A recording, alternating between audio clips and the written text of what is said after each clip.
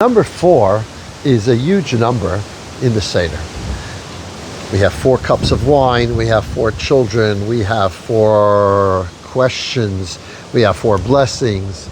So there's much of the Seder is around the number 4. Why? Jerusalem Talmud tells us this corresponds to the 4 expressions of redemption that God tells Moses when he tells him he's sending him to take the Jewish people out of Egypt. He gives him 4 expressions of redemption. Veitzesi, I'm going to take you out from the burden of Egypt. Veitzalti eschem I will save you from being enslaved to them. V'ga'alti eschem, and I will redeem you. V'lakachti eschem lilam, and I will take you as a people. These are the 4 expressions of redemption. Rabbeinu Bechaya gives 4 steps of practical redemption that happened to the Jewish people. Number 1, on Rosh Hashanah already, a half a year prior to going out of Egypt, they no longer weren't slaves. They didn't have to work for the Egyptians anymore. Number 2 is when we left Egypt on Pesach. Number 3 is on the 7th day of Pesach, when we had the splitting of the sea, and now we were saved from ever worrying about being enslaved to Egypt again, because till then we were still concerned that Egypt is going to come and take us back. We were still afraid of big bad Egypt until they all drowned in the sea. And number 4, when we received the Torah. Now let me give you these 4 ideas on what these 4 steps actually are. The first is that, as I said, no slavery, physical slavery. The second is, even as we're no longer physical slaves, we were still confined to the boundaries of Egypt. That's number 2. Number 3 is freedom of concern, a worry. I mean, worry is the biggest thing one has. I heard a beautiful thought from Rabbi Manas Friedman that if we have a ceasefire, that's not peace, because if you're constantly worried about rockets being shot at you, if you have to, your whole life is surrounding keeping yourself protected. You have an army, your amount you have to pay on defense. You have to worry about running into shelters. Your whole worldview is around keeping yourself safe. That's indeed the life in Israel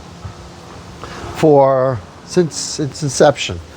Always worried about the possibility of a terrorist attack, of war.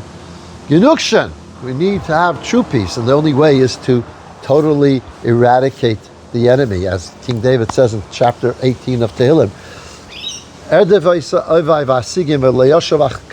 I will chase my enemies and I will reach them, and I will not go back until I eradicate them.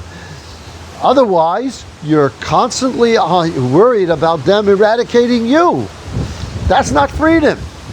Freedom represents a peace of mind that you don't have to worry about an enemy wanting to destroy you. And 4th is, of course, the receiving of the Torah to get a higher perspective and a higher connection to Hashem. And I'd like to now translate this also to us, maybe in a practical sense for each of us who are not being slaves as Jews were in Egypt. The first slavery we have to go out of is that of addiction. All kinds of addictions.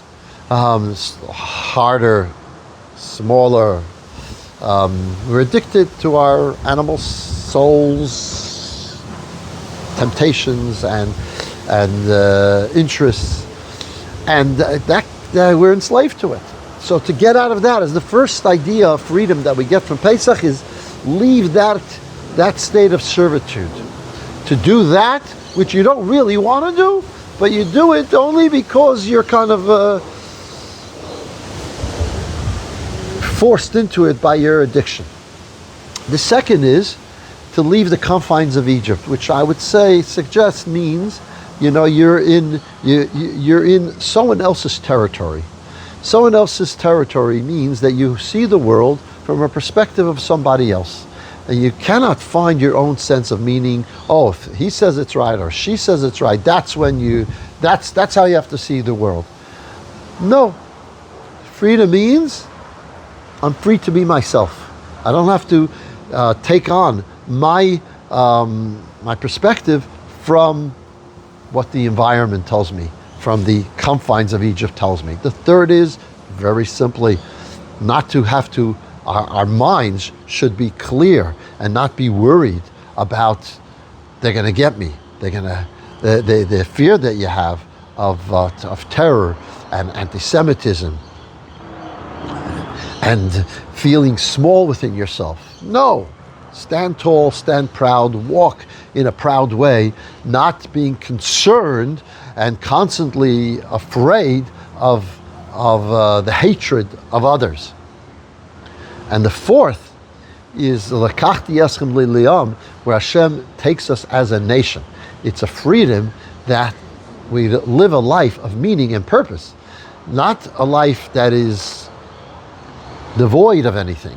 Just like when the Jews left Egypt, what was the true ultimate freedom? Not only the physical freedom from out of Egypt, but the true freedom is when we receive the Torah. Because when we receive the Torah, we receive our destiny and our purpose in life. We receive the reason of our being. That's what the Torah was. That's why it's freedom. When you're not living based on who you are, essentially, you're not free. So when the receiving of the Torah, that's why it's called cherus. It's true freedom, because that brings true freedom to a person when he has a sense of purpose.